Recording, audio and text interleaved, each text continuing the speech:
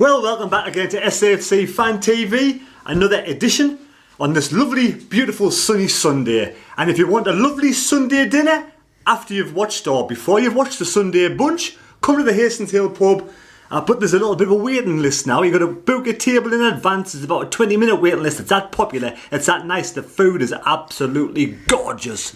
We've had great experience with the food. It fills you right up. You don't want any more food from the 2 or 3 days. Absolutely amazing. And on today's panel we have Michael Bowers. Hi.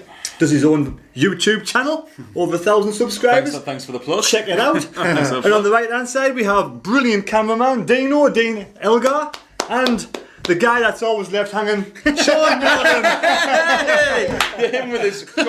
I'll make up to you. Well, so before we start with yesterday's match, we'll move to the game before against Oxford in the Cup. It was a game where if we did beat Oxford, we would have played Manchester City at home. So we'll start with Sean today. What's your thoughts on the Oxford match? Obviously I was at work, listening on the radio, it was a pretty close-ish game really. But to me, I mean, I'm trying to think how many changes he made for the starting lineup. But there's a lot made of there's a lot made of Will Gregg's penalty miss, and I think end of the day. McNulty missed a penalty as well. I think people need to stop getting on Will Gregg's back. Do you know what I mean? And the day was just one penalty. I mean, we're getting to the last 16, which I think was an achievement. To me, it was not a case of we're never going to win it. You know what I mean? We weren't looking on the night. We lost on penalties. We actually played better the second half, and then we've got to equalise it through McNulty. But obviously, penalties just look at the draw on it, and obviously we lost the shootout. But to me, the league's more important. About the cup now, it's less distraction. You know what I mean? So move on now and just get on with the season. Well, Sean, you predicted a 2-1 victory to Sunderland. Well, we actually had 2 Stonewall penalties. I don't know if any of you seen, but there was a one where the keeper wiped out Joe Lynch. That was a Stonewall, and Luke O'Neill. That one on O'Neill, in the 80th minute, that was absolutely disgusting. How the referee didn't give a penalty for that, I'll not know. He played a 1-2 with, I think it was McNulty, went back for it, and the defenders took his legs. How the referee didn't say that, and he was right in front of it as well. How did he not say that? It was just disgusting. I mean, if we got that penalty, we would have won the game if it scored. You know Who would have taken that penalty though, do you think? Will Gregg.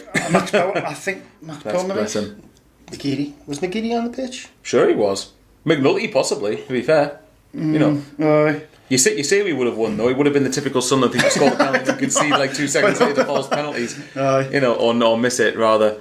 I think to echo on what kind of Sean said, that look, I wasn't overly bothered about the cups, and I maintain that even with the games we've got coming up, it's not our priority. However, when you go to Oxford, if you can beat, I was disappointed when you can beat Burnley and Sheffield United away and then you lose to Oxford. It's a little bit of a letdown. But I think I would have only been annoyed if they'd gotten Colchester at home or something like that. If they'd got that, I would have thought missed a great chance there. But as soon as I heard they got Man City, I was like, right, I suddenly feel a hell of a lot better now. Because if we played that, it would have probably been a cricket score. Honestly, it would have been double figures. I would be disappointed. I would love to go and see Sunderland play Man City's home. That would have been a really good night. What, a chance for us to get taken up the backside 19-0. Yeah. I would have hated that. I'd have hated it. Everybody else in the panel predicted 1 apiece. Well done, lads. We all predicted Sunderland to win on penalties. So No. Forget the penalties. We just predicted the right score. Forget that. So, Dean, what was your thoughts on the overall match and the penalties itself? Well, I'm glad to be out of the cup. I wasn't bothered about the cup. Obviously, if you get a result, great. But like you say, we'd have got Manchester City, and I'm sure I did say we'll get Manchester City next round, because that is a typical Sunderland thing to get one of the best teams in the competition. So I'm kind of glad. Gregg's pen. I'm sorry, like if you've got 2 strikers on the pitch and you miss it, fine. McNulty's got saved, but Gregg, man, it's 12 yards. At least get it on target. I mean, if this is a bloke who's going to get Sunderland up the league and score 20 goals, he needs to be scoring from 12 yards. It epitomises what Gregg, to be honest, when he skied it, like I seen the reaction, he didn't look bothered. He just looked up and went. I don't think it was that day. I think he's low on confidence. The penalty, he missed the penalty. I think he was bothered. It's just he missed it that much, and he's like thinking, do you know what I mean? Now it's gone me from at the minute. The boy kind of buy the ball at the minute. People show whether they're bothered or not in different ways. I think people look way too much into that. I think Will Gregg, it epitomises him at the minute, doesn't it? Missing that penalty. Like, at least, like she said, McNulty didn't score either. People do forget that, but at least his was forced the keeper into making a save. So It was good to see we score from a corner, but you recognise Ledbetter took the corner. So we're basically saying Ledbetter's the only person who can actually score from a corner if he's taking it, because no one can take a corner apart from Ledbetter. Now about McNulty and Grigg. McNulty actually scored against Oxford and hit the post. What did Grigg do that night? Don't know, did he do anything apart from miss a pen? Let me ask you all a question, because I've been asked this question on YouTube. What does Will Grigg bring to the side at this moment in time? A goal against Tranmere when we're 3-0 up, man. Apart from that, what does he bring? What did he bring? A goal against Burnley in the cup. Obviously, I'm trying to be a dickhead here. I'm trying to be devil's advocate. I get the point, because Will Grigg, for what we've paid for him, I know it's not his fault necessarily, but I'm sorry, with his record, he should be scoring a lot more than he is. You know what? We need to stop looking into records, because certain players don't fit certain clubs, and that's a fact. No, that's true, they don't, but there is rightfully going to be an expectation on Will Grigg, though, again, considering what we should be getting out of him. But then again, is that the team for not getting the ball to him? Is that the team for not playing suiting the way he plays? We've had this conversation however many times. I think Wigan play his style where he don't. But like, see, somebody put a comment on my video just saying the medical point. Actually said, good strikers create the own goals. I mean, look at Ryan. I mean, but which was funny though, because when Grigg first came in, he was doing that though. He was creating his own chances, just wasn't taking them. Who's the taller, Luke O'Nien or Will Grigg? Anybody know? Who do you think's the tallest by thinking now? I'll probably Probably O'Nien, I would think. But Luke O'Nien's got a bigger leap, because Luke Luke O'Nien wins a lot of headers for. I think he's only like 5'10". He won't even be 6 foot, and he wins a lot of headers. like a salmon in the air. He does win a lot of headers. Grigg wins the odd header, but it's never on target. That's the difference. But I mean, as well, when you play 4-2-3-1, I think your striker's isolated as well. Aye. Do you know what I mean? That doesn't help. That doesn't help your striker. I mean, you play 4-4-2, but then you've got like two strikers. Then we've only got two strikers on the books because Charlie White's out. So if one of them gets injured, then that's why I think he's playing a 4-2-3-1. I don't know. When a manager plays 4-2-3-1 at home, and it's the same as Jack Ross has been playing, does that mean that the manager has no faith in his midfield? Because it's a valid question. Because you're only putting one striker there, so you think, well, I've got to put more midfielders there because our midfield isn't good enough. Our midfield can't supply the forward line. I think that with 4-2-3-1 now with Phil Parkinson looks a bit more attacking than what we did under Jack Ross. But I still didn't agree with the system. I'm assuming I don't agree with 4-2-3-1, but we are creating chances, which we didn't under Jack Ross, because yesterday we had 18 shots. Only 5 on target. 5 on target. It's attempts of 18. We're going forward. That's the difference. Overall, are you all happy about the cup or not? Yeah. It's a distraction. That's what cost us. As opposed to playing Man City and getting taken up the backside, yes. I'd rather be in the cup, but never mind, I'm just a minority. Hey, we've still got 2 cup games coming on. Right, so we'll move on to yesterday's match. Predictions. I predicted a 3-0 victory. Got the clean sheet. I did, I got the clean sheet. Dean predicted a 2-0. Clean sheet. And the other two predicted 3-1. So, before with Jack Ross, we weren't really scoring loads of goals. We weren't keeping clean sheets. But now under Phil Parkinson, we're keeping clean sheets. But yesterday was a really dull, drab 1-0 victory. And we said we're happy to keep a clean sheet as long as we win. So, is everybody happy about the clean sheet? And how are you thinking about yesterday's match? I think it's. I know Damon said about stats and this, that, and the other, but I know Southend, obviously, new manager, Sol Campbell, it's going to give their players a lift. I just thought, they conceded 7 the other week, and there was 3. I think they conceded 19 goals in 4 games. I think that was a chance to maybe just go 4-4-2 and maybe try and get some goals in the team and get the confidence back.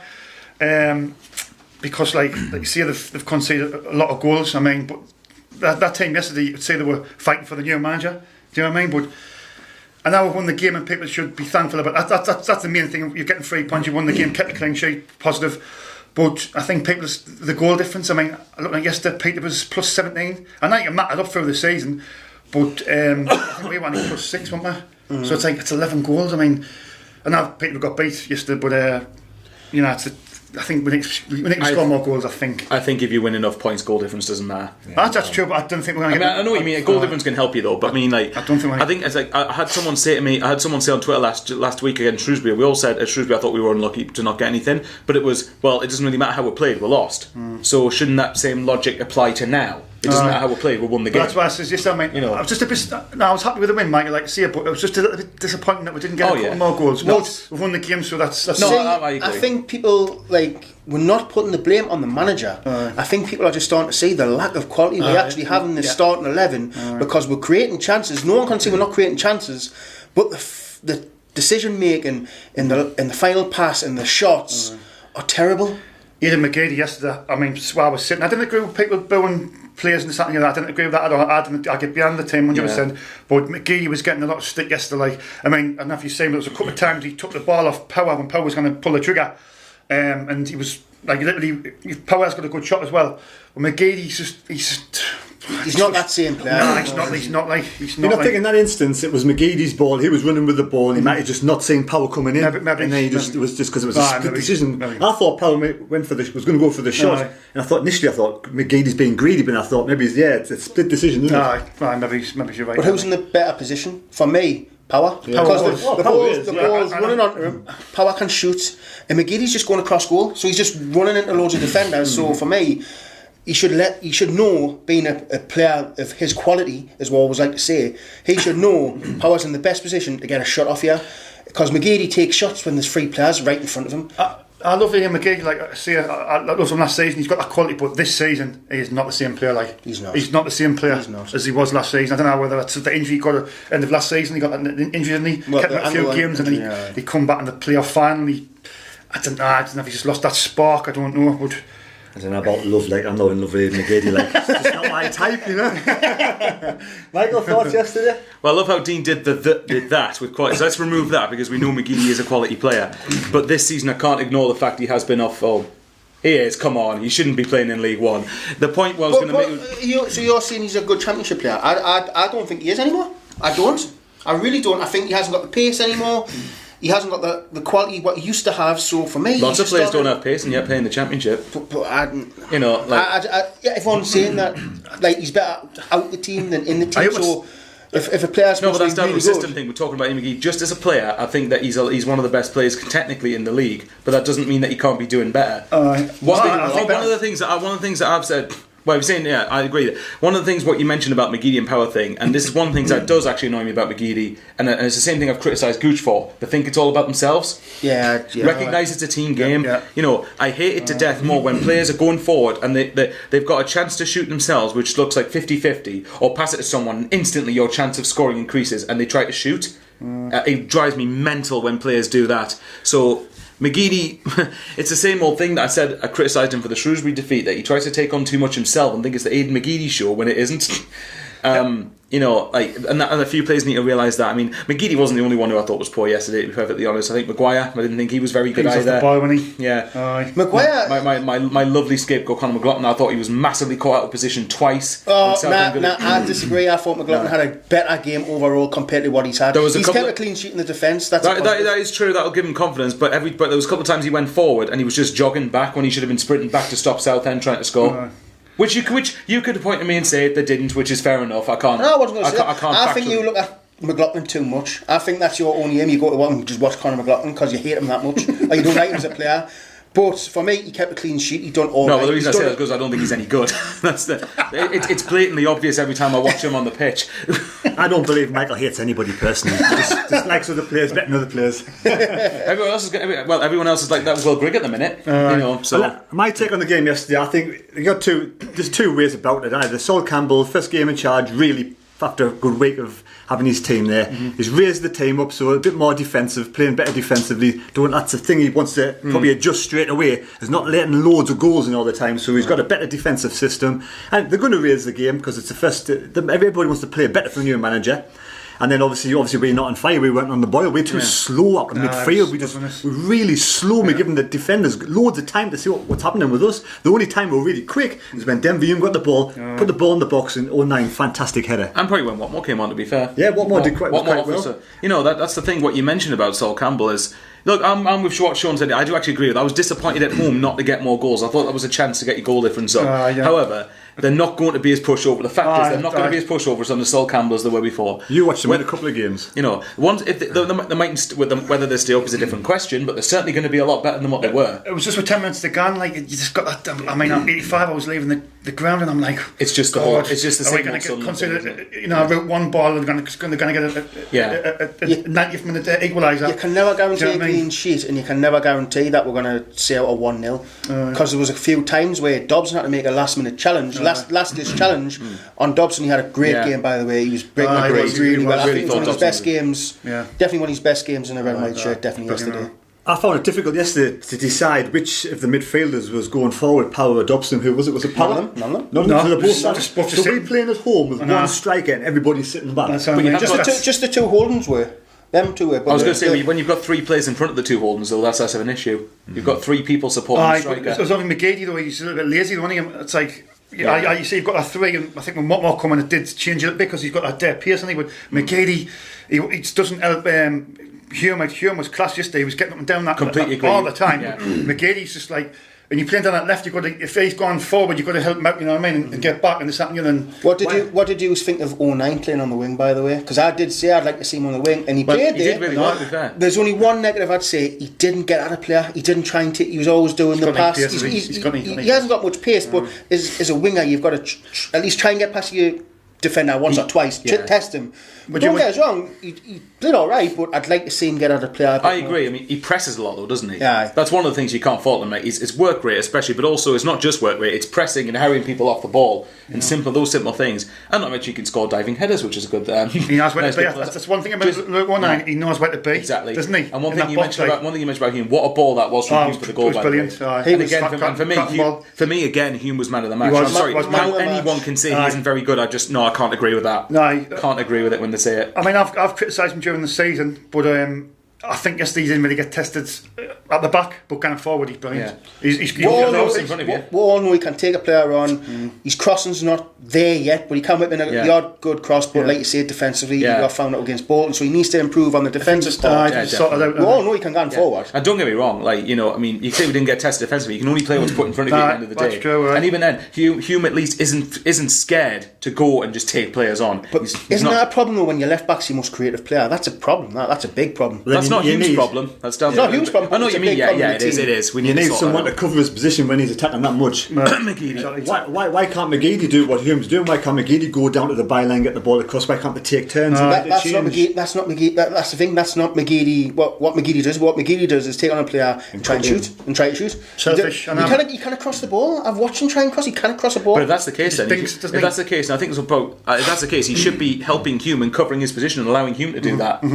It's all about, again, team game. So what's your thoughts on McLaughlin yesterday in goal? Did he have a good game? Was he shaky or was he solid? No, not really. I thought he had a very solid game. You look confident? I thought he did. Yeah. He's kicking out. He was. I didn't realise one thing.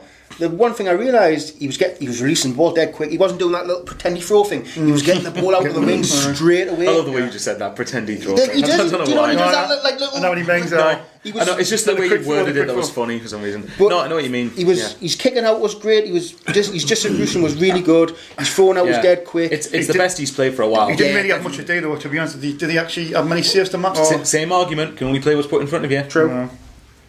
So, I mean, who would you have him go? Would you keep John McLaughlin in goal now? Or when Burge comes back fully fit, would you bring Burge back in again? Need Burge for me. I believe you don't change a winning team, so I'd stick McLaughlin in until he has a bad game. Put it this way, it's a good dilemma to have. No, it's good. Two decent keepers. Yeah, definitely. Yeah. I personally like Lee Burge. I think I would bring Lee Burge back in, and John McLaughlin still a good goalkeeper, and he's a good replacement. But I think Lee Burge has earned his right to be in the first team. So I think when he's fit, for me, if he's fit, 100% fit, he comes back into the side. But we'll move on to the defence. So Michael, yesterday, do you think the defence was solid apart from Conor McLaughlin? Are you happy with the other three? Yeah, this is going to be a recurring thing, isn't it? Don't get me wrong. I'll just address the Conor McLaughlin thing once for all. He hasn't been he's been very shaky for me. And don't get me wrong, those couple of occasions, it wasn't his worst game yesterday for us. I really badly wanted him to prove me wrong. But to be fair, like Dino said, I suppose he kept a clean sheet. I can't argue against that. The defence in general, though, yeah, I'd say it was. But that's the type I want that almost every game. I want them to actually be solid every game, because again, if we keep clean sheets, it actually ends up giving us a great platform to go and win the game. I know it's not possible, but that's what I would like. So yeah, in general, I thought they did all right. Sean, I mean, the defence, I don't think they really have much to do, to be fair. And I might be saying you only play who's in front of you, but I think you are right though. They didn't offer very much. I think like the back four. I mean, I said about Denver Hume. I said like his defensive side of the game not great, but yesterday was outstanding. He was getting up and down. He obviously done the cross for the goal 09. Obviously Conor McLaughlin coming at right back. You've got to play him there. I know you're not a big fan of Michael, but I think we've got to just persevere with it. That's got to be the back four for me. Try and build it on the clean sheets. I mean, that's our second clean sheet now. Yeah. So we've got to stick with that back four. Hopefully Lynch and Willis will stay fit, and I think we'll be alright. Dean? Back four's solid, but like you say, not much to do. I like the Willis and Lynch combination now. I really do. I feel like it offers you a bit of power, a bit of height, and a bit of pace, because Lynch is not the slowest. You know, nice. He's decent. Like, he's quite quick off the mark, and he looks like a leader as well. He looks like he's shouting, he's ordering people about, which I do like to see. He also looks like a brick house, doesn't he?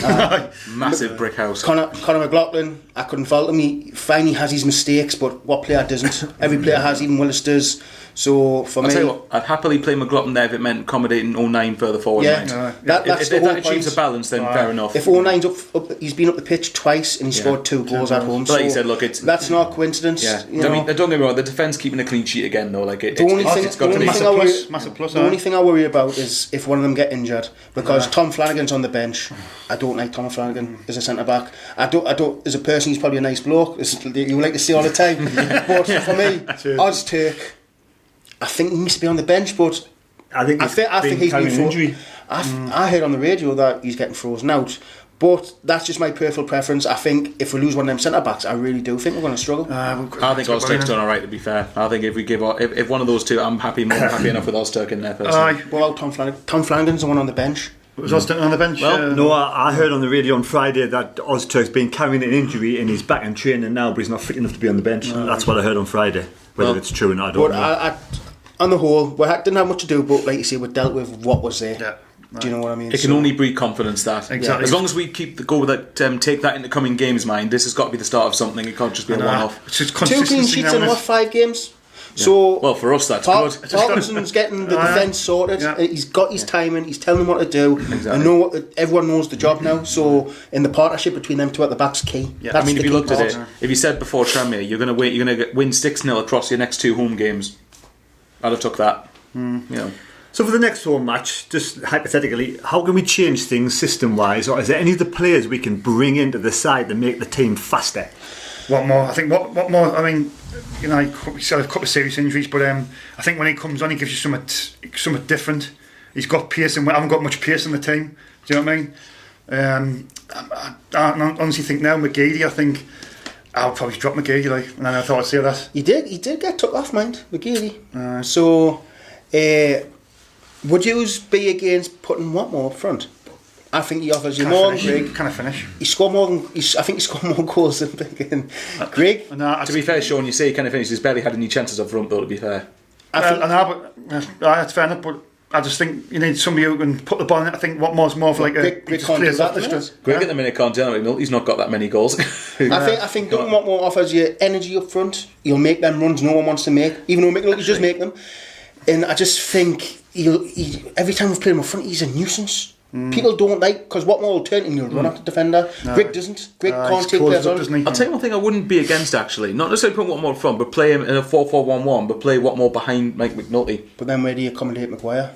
Because that's Maguire's position. But why to be honest, I think Maguire should be dropped. Why is Maguire getting took off? There's obviously an issue there because he's not playing very well, is he? I don't think he is. Well, you know what summed him up yesterday, right? He took the first free kick of the game. There's one person on the wall, and he hits the one person, and the person does Strictly Come Dance and he's all over it. Right? Couldn't believe that. But we haven't got anyone who can take who can't cross, so I think I wouldn't disagree with dropping Maguire because I think he has been poor. I still think, how long do you persevere with Greg? He's not scoring goals, he's not offering enough, so that needs to change.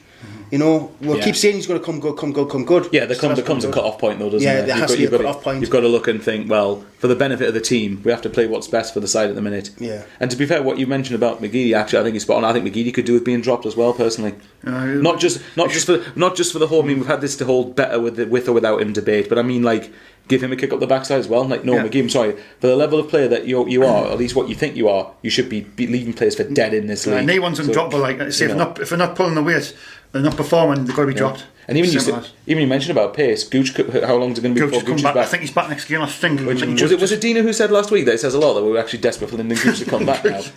It might have been you who said it, so I can't take credit for that. Something along I can't them take credit lines. for that. So is Gooch our fastest player? What more?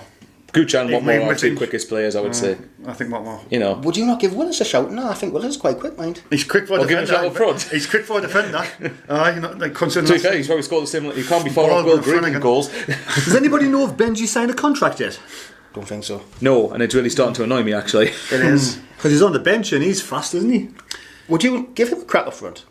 Nah, He's tall. nah. He's tall. Definitely against Gillingham. Oh, well in the game, cup, it's- maybe he's in the cup. in the aye. game- Against a game, cup, try something different. You Drop could- Grigg, drop McGuire, drop McGeady, and try something Why different. they can't 4-4-2? But these next three games, so you got like Leicester under 21s, you got Gillingham, then you got Scunthorpe again as well.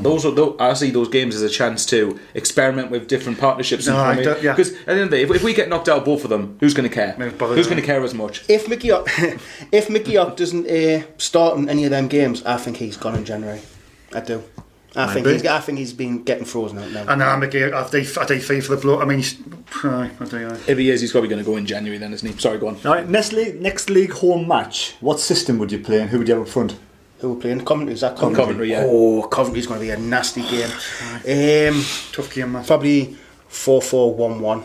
Maybe. Aye. Maybe 4-4-1-1, I would say. If you've got I'd say McNulty over Grigg and Watmore just behind. Aye. Drop McGuire. I'd say play 09 on the wing because I think he does a good job. Even though I'd rather see him run out of player, but if that's not his game, that's not his game. On the left, who would he play? Gooch if he's back? Gooch if he's back? Maybe, but if you have to play McGeady. If you have to, centre mid, Dobson, Power, you can't change that. And Yeah, that's fair enough. Then the back four's got to stay the same as well. Fair enough. Sean? I've gone 4-4-2. I've just gone with McNulty and Grigg, and I just think like playing the two of them up front, and like Dobson and Power, not like sitting just in the middle with the two wingers, not like a 4-2, 4 at the back, 2 sitting there, 2 in the centre of midfield, and then your 2 wingers, then your strikers, so they can support the 2 strikers. So it's 4-4-2 for me, or even a 4-4-1-1 like Dean said, just somebody playing off the striker, but somewhere positive along them lines. For argument's sake, goalkeeper, back four the same.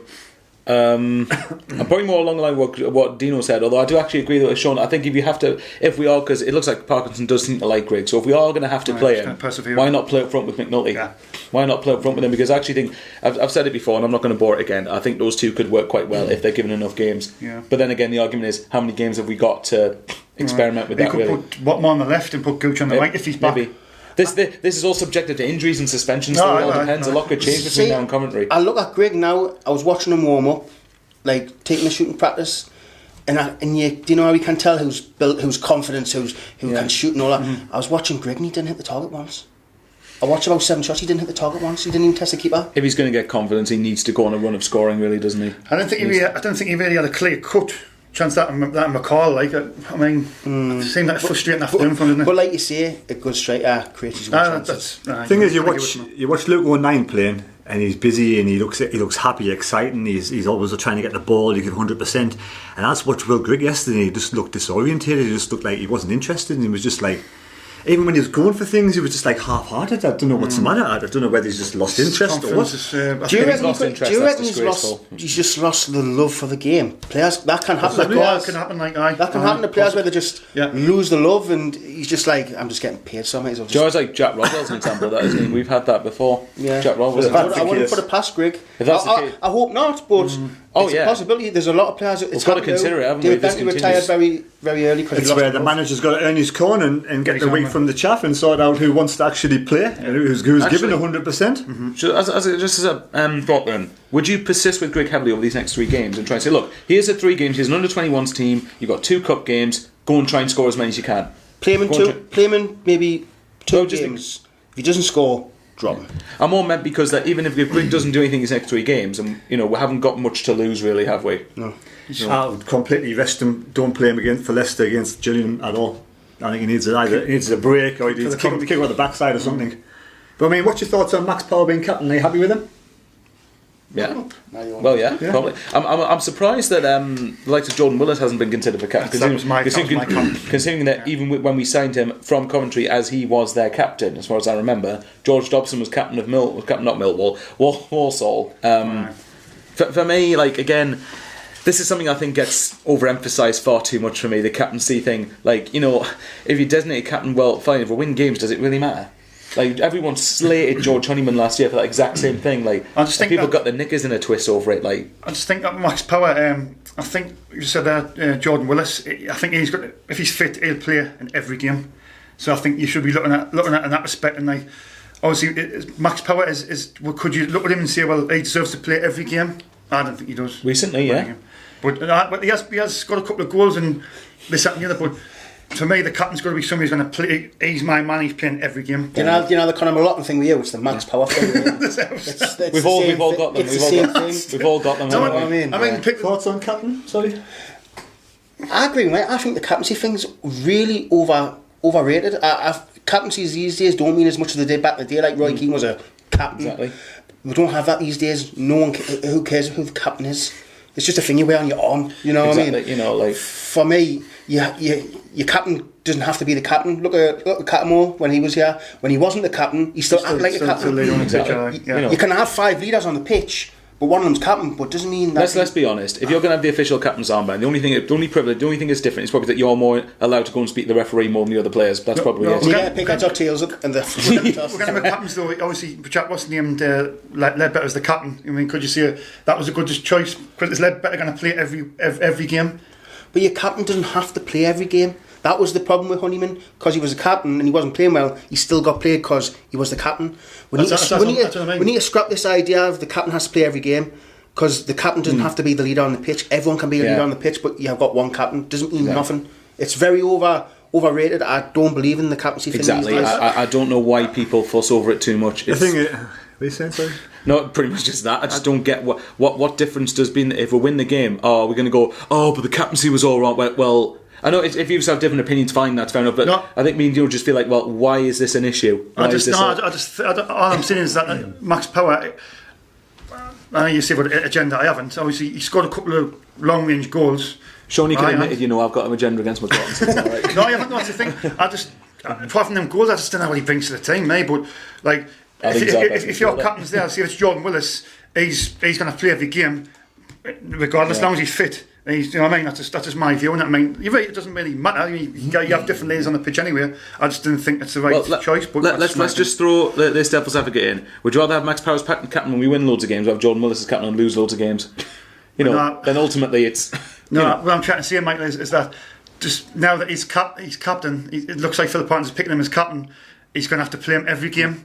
I think he offers more than the centre mids we've got. Yeah, I think that's why he plays. He offers more than McGeoch. He'll offer more than Ledbetter, and then obviously 09 doesn't get a chance in centre mid, so he's out the pitch. Look, I mean, he's everywhere Power's else. In there sitting a bit deep, and he does the simple things the most effectively out of the midfielders we've got. That's why for me he plays. And I think at the minute he's our best midfielder. First of all, out of him, Ledbetter and McGeoch anyway. Yeah. Just because Willis is captain doesn't mean you're going to lose every single game. I know you're saying it's hypothetical. Yeah. That wasn't the point. Fantastic captain. The point I was getting at was, would you rather have someone who you don't think should be captain and you win a game, or have someone you think should be captain and lose a game? The point is that the bigger picture is the result on the pitch rather than who's captain. I think captains are born and not made. I don't think George Honeyman was a natural captain. He wasn't born a captain. He's a nice, quiet lad. He's not a captain material. It was just wrong choice, simple as.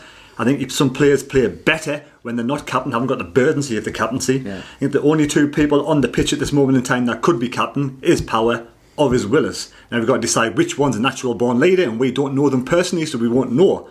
I personally like Willis as captaincy more than Power. When McGuire went off and Power was captain, and there was an instance where someone had to take a corner, nobody knew who was taking the corner until eventually Power went, oh, it's me, shit. And he ran over to take the corner and he kicked it straight out the play. I mean, so, Jesus. We've either got Ledbetter as a corner taker or Maguire as a surely when you're a footballer, everybody can take a corner, can you? Clearly not. Exactly, it's clear the first man. That's all you got to do. You're a midfielder. You can put the ball. Surely even Denver Hume could take probably a really good corner. Probably could take a better corner than. Do you know there was another option? It's called taking a short corner. Exactly. It never works. It never works for us. But just to counter, do our long ones ever work? Yeah, when Ledbetter's on the pitch. Right, how many times regularly does he actually find someone who ends up scoring? How many times? When he first started last season, we scored 4 corners off in a row. Oh, that's true. But I mean, like this season, how many times have we scored from a corner? Did you say Tuesday was one of them against Oxford? Yeah, it was. Ledbetter took the corner. Maybe that's just another thing. I think you know who I stick on a corner, who I really would, and I say he's one of the better players, but for me, 09 can pick a pass out. But he's good. He's good in the air though as well. We've got bigger players in the box. For me, 09 should be able to take a corner. I watched some of his crossing yesterday. He puts in dangerous areas. Chris Maguire looks to pick out someone and he can't beat the first man. What's the point in trying to pick out someone if you can't Maguire beat the set Just stick it in the mix. Just stick it in there. Stick in that centre spot. Float it in. Why does everything have to be whipped? Just float it. Dean, automatic promotion this year, yes or no? No. Sean? No. No? Sorry. Answer should be yes for me, but at the minute I think we need to strengthen in January for it. If we buy good in January, possibly, but at this moment in time, no. Up by Easter. Where's he come from? I thought he was working somewhere. He took a break from work, drove down here just to be on here. Right, so man of the match, Michael, yesterday. Hume. Hume, 100%. You know what? Just because I want to be different, I'm going to say Dobson. I think Dobson He had a good game. He had a good game, aye. Just because I don't want to go Hume. I think people overlook that Dobson done a really good job yesterday. He was breaking play up. Thank you. He was passing the ball well, and he made some last-ditch tackles, and he didn't even get a yellow card. So I'd say it definitely Hume or Dobson, but I'm going to say Dobson because I think he had an outstanding game. Dobson because he's never got a yellow card. Right, anyway, you wouldn't just go Hume, but if Hume was the best player on the pitch, surely he gets man of the match. I think Hume or Dobson. When he said that, it depends on what you appreciate more. Obviously, Hume getting up and down and assisting, or Dobson doing the dirty work, making the tackles, breaking the play up, and just doing everything simple and easy. Mind you, did you notice how you sounded like a musical hymn? Like Hume. Is he one year away from a suspension? He's up there, he's maybe 2 or 1. Right, so we're going to move on to investment now. So during the week we heard we had some investment from the Americans, and I don't know exactly how much it was. So Michael, what's your take, and do you have any more knowledge than me on the investment? Nothing more than what's been said, unfortunately. I think the investment was quoted as 10 million. I think it was like an 8-figure sum, which, let's be honest, it probably wasn't going to be that much, was it? So it's going to be. I know 10 million's a lot for League One, but I've been used to seeing Sunderland spend a lot more than that on players. Pardon me. Not in recent years, I haven't, not in the Championship. Well, no, but yeah. Well, no, definitely not in that league. But either way, it's welcome. It's definitely welcome, and it's good to see that it's going to. What was it coming into, like the academy structure and running of the club, scouting system, which we do need. So it's not going to. We're not going to not welcome it, are we? There's a lot of people asking me. Well, asking us yesterday. They must think we work for the club. You're the man in the know, and you know everything. Asking me, says Sean's the front face of this. The ownership's obviously still the same. It's still 75 to Donald, 20 to Sartorian, whatever the. It's the same as it was before. Pretty much, so nothing's changing the ownership. Everybody's wondering what this investment is. They can't understand what the. It's money being put into the club. I know. I'm just being. But why would you put money into the club if you haven't got a stake in it? It's like giving. And 10 million's nothing to a billionaire. But why say there's 10 million? But what do you want back for us? Do you think it's just 10 million? Do you think it's just like? Yeah. You wouldn't usually give someone that sort of money without. But we won't learn that. There must be some sort of deal happening in the background. There'll be some arrangement that might take over in the future, or they'll want this back at some point. I don't know. Do you reckon that they've given 10 million to sort out a few finances? We don't know what's going on behind the scenes with player contracts and all that stuff, right? So do you not reckon we're preparing for the January window with this 10 million, looking at players who we can get in on frees, looking at players who we can nick off certain teams, so like maybe a Madison, maybe they're making that deal happen now and no one knows about it. Maybe it's along them lines, getting prepared for January to bring people in and to get rid of people. For all we know, we're getting rid of McGEADY, Ozturk and a few others we don't know yet. I just hope that obviously the money, the investment, there's some spare money to put into the team in January. That's all I'm hoping. Has to be. Has to be. We lack so much depth. It's not even funny. we're playing centre mids, right backs, right wings. Not even that. We've had the debate whether we think the team's good enough. I think the team should be doing better than it is. However, can we afford to not spend in January? We can't afford to not go up again. We can't afford to not go up again. I think we've all agreed that we need to strengthen in January. All four of us. Yeah, I think I could say for the 30,000 fans in the stadium yesterday, we need to strengthen in January. Yeah. It's a fact. I mean, would you? I'm talking about investment. If you get rid of Greg and swap with somebody else, would you do that? I don't think we'll get rid of Greg. I think we'll put too much money on him because we're not going to get that money back. And Donalds seems to be the person who doesn't want to lose money on a player. So I think he would just persist with him. But let's be honest, we're not going to get the full money we paid for him. If we were to sell him, you're probably going to get at most $1 million. Who would buy him? Yeah. Depends. I think there'll be quite a few teams in League One. If the way he played was, if they adapted more to how he plays, I think there would be quite a few teams interested in League One. But then again, you could argue, are you strengthening another team? Even though he doesn't do anything for us, he could do something. He could do wonders for someone else. Would you swap him for Kevin Moore? Definitely, 100%. At this point, what do you reckon? Thing is, if we approach another team now, say Madison, surely everyone's going to know about it at the other club. We can't just go to Madison and do it on the sly. The club's got to be informed. You don't have to leak. But it will be leaked, wouldn't it? Somebody will. Well, you'd like to think not everything gets leaked. I'd hope not, but I think Mad's right. I think it would break out as a story at some point. There'd be somebody at the club at Peterborough who would like it, who would want to. From Peterborough's perspective, think about it. Sunderland's going to come in for Madison. He's got what is it, $2.5 million release clause? Yeah. This feels like the Marcus Madison panel. His contract runs out in end of the summer. Yeah. But let's be honest, if we're going to get him in January, we're not going to get him for free. Peterborough are going to want a good bit. And fair enough, he's their star. He's one of their star players. Can he not start speaking to people for free in January? Yes. Yeah, but that's only if he joins them in the summer, though. I think, isn't it? That's what I mean. The Bosman. I think for me, the point I was going to make was that look. If Sunderland really, say hypothetically, Sunderland going for Madison, what Peterborough are going to want to leak that story out, so people know Sunderland are going to go for Madison, and what they're going to want to do, drive the price up and get. I'm not saying we're going for Madison. I'm just saying as an example. I'm just saying as an exactly. But you've got to think as well. I mean, there's going to be championship clubs after Madison as well. Probably, I think. I mean, they're going to be offer more. Mesa hasn't been beforehand, to be honest. I mean, either way, the thing is, we've got to have a bit of money. At the minute, if we're going to go for people in January, I think we need to have our targets set before January and just get the deals, do them, go for them, done. Because if we leave it late, we're going to get taken the mick out of us again. If there was a chance to pay the $2.5 million release clause, would you pay it, Michael, in January? Easily, yes. But then again, it all depends. It depends if Madison obviously would definitely fit, because Peterborough's got the players around him who can actually fit into the way he plays. He can get balls forward all the time, knowing there's going to be, if it's not Tony, it's going to be Isa. There's going to be people running onto them. So if we're going to get Madison, we need players who are going to fit that sort of style of play as well. But I think Madison can make a chance out of nothing. He can take corners, he can take free kicks, he can take pens. He can do it all. Yeah. So Sean, what's your gut instinct on Phil Parkinson at this moment in time over Jack Ross? It's an improvement. I mean, like when he first got announced, I'll get behind the bloke. It wasn't my choice, but I'm behind him. I think already you can see positive signs with the way we're trying to get goals. I mean, we're at 18 attempts on 18 attempts yesterday. I know it's only 5 on target, but under Jack Ross, we were talking about this. I can't remember us having our 10 attempts in the game under Jack Ross. So I think we are improving. We're getting 2 clean sheets. I think we're just steadily improving under Phil Parkinson now. Dean?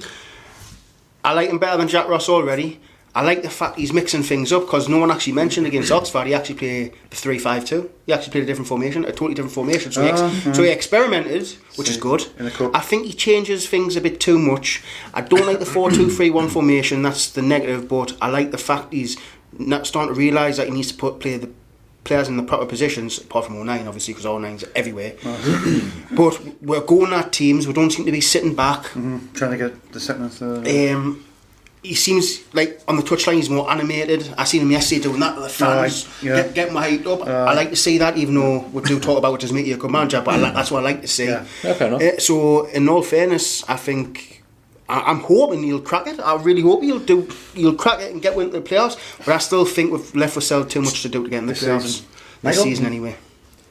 I don't think we've left ourselves too much of a hole yet, because there's still between now and May. Obviously, we're going to have to improve away from home. We can't get away from that. Massively. Our home form's fine. Yeah. Our home form's not the problem. It's where we can start turning things in wins in away from home as well. I think one of the things that was mentioned, the fact that like Jack Ross, when he was here, was constantly banging on about the clean sheet, and as much as I do, we were sacrificing going forward for the sake of just keeping a clean sheet. Now Parkinson obviously is going to drill into these. We want clean sheets, but he's not going to say don't go forward. So in case you leave yourself. So we'll go forward, but keep clean sheets like you get a balance between them. Yeah. I think that Parkinson of the games I've watched that I've been live at, so it was like Tranmere, Shrewsbury and Southend, right? Even though I'm disappointed obviously we didn't beat Shrewsbury, so therefore I'm overall not happy with the points tally out of these 3 games. However, Southend was the worst we've played, but performances in general, fair to say, massively improved. A massive improvement. Just compare the last 3 away games we've had, right? So you had Lincoln, Wickham and Shrewsbury. Which was the best performance? Shrewsbury, hands down. We should have gotten some of that. Exactly. So at Lincoln, we were pathetic, quite honestly. That was under Ross. And Wickham, although that was Parkinson's first couple of days. He didn't really have as much time to influence that. So instantly, if we want to get promoted, we have to win games. How are we going to win games? Scoring goals. What do you got to do to score goals? Create chances. But like you say, Michael, the way form he's not near on the head. We're going to have to sort it out. We've got it, and I'm sure Parkinson knows that more than anyone. For me, he'll be tested when it comes up against a top 6 side. We haven't had that yet. Well, I'll tell you what. Assuming it doesn't get called off, Bristol Rovers will be a hard game. I think Coventry City will be a game. If you don't win, you don't go up. That's because Coventry are up there and thereabouts, aren't they? That'll be a tough game. So for me, if you don't win that game, you might as well write off playoffs. So last season we played against Southend at home, we beat them 3-0. And this season we play against Southend at home, we're in a worse state than they were last season, and we beat them 1-0. So is there much difference, really? I think it was that just what you said there. I think it's just a case of you're getting a new manager, and I think the players, this lifted the players and they were fighting for that manager yesterday. That's what I think it was. Yeah. That's just my opinion, mate. Let's remember that the 3-0 against Southend, that game was nervy up until probably the last 10 minutes as well. Southend actually did play quite well that day. I think at the end of the day, what was the outcome after both games? 3 points. Both clean sheets, 3 goals with Jack Ross, 1 with Phil Parkinson. For me, yesterday, I didn't see much difference from a Jack Ross side to a Phil Parkinson side yesterday for that one game, apart from the clean sheet. And apart from, I think Southend were really poor going forward yesterday. I think Southend probably one of the worst sides I've seen this season going The game forward. was more there for the taking, yeah. But I do see, like, Phil Parkinson is changing things, and it's going to take a while to sort out this side, because the team is basically there's some players in there that are just probably too slow, not good enough. Altogether as a bunch of players, and it's going to take a while before Phil Parkinson gets his right players and he wants to bring in to improve the side. So hopefully it's onwards and upwards, and like I say, I think top 6 at best for me. Top 6 I say is the minimum I expect from Tuesday night against Leicester, Michael, under 21s. I personally don't want to see one single player that was playing yesterday playing on Tuesday night. What's your opinion on Tuesday night? It's a game that, actually I looked at the EFL trophy table before. I looked at it last night, I think. I think Leicester's under, I think it's got 5 points, Scunthorpe's got 4, we've got 3, but we've only played 1 game, and Grimsby's obviously got none. So I know what you mean about not wanting to play any players from the Southend game onto the Leicester game, but I think that there are going to be a couple of players probably who will probably play, because you want to keep fitness up to certain players as well. I put it this way, I mean, I know I'm kind of deviating a little bit. I view these next 3 games as opportunities for experimentation, like I said before, trying new things out. If you win, good, but if we don't, it's not the end of the world. You mentioned fitness. Isn't it beneficial for the team to be playing Saturday, having some good training sessions during the week, than playing every single twice a week? So it breaks you down. Not every game though. I'm saying like there'll be some of them to say for players that don't play Tuesday night, play Saturday. And then you rotate, and then again the players that don't play against Gillingham play against Scunthorpe. So we saw likes of Lynch playing last Tuesday against Oxford, and then playing this Saturday. I don't want to see him on the side on Tuesday. I don't know. There's certain players, players like for me. Yeah, there's certain players I wouldn't. I mean, the likes of Lynch, Willis, you kind of play O'Nine, Dobson, McNulty. I wouldn't play them on Tuesday. We've got loads of midfielders that can come in. And again, as much as you can say, is it going to be? It depends if you'd be embarrassed if we lose to an under-21s team on Tuesday. But at the end of the day, if we lose to them, I'm like, well. It's Leicester, isn't it? Leicester are a good side still. But not even that. It's like, well, I don't want a dozen extra fixtures to our season, so it's a pointless competition for me. I've just played the fringe players. Kimby, I give him a game. McGEADY, Flanagan. I'll give the Patterson the go, give him a game, just give all the fringe players a game. Don't even risk anybody, like Mama says out. You know what I mean? It's a chance for them to get confidence as well. You never know. You could view it that way. Push themselves into the first time. I agree. Player like Sabali Mumba, Benji.